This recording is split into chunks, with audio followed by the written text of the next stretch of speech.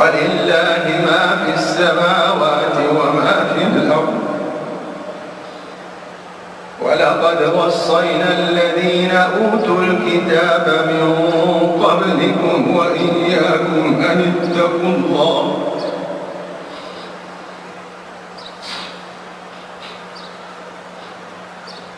وإن تكفروا فإن لله ما في السماوات وما في الأرض وكان الله غنيا حميدا ولله ما في السماوات وما في الأرض وكفى بالله وكيلا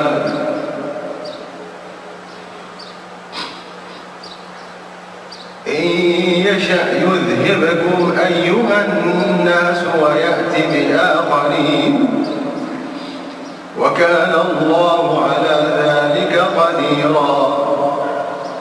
من كان يريد ثواب الدنيا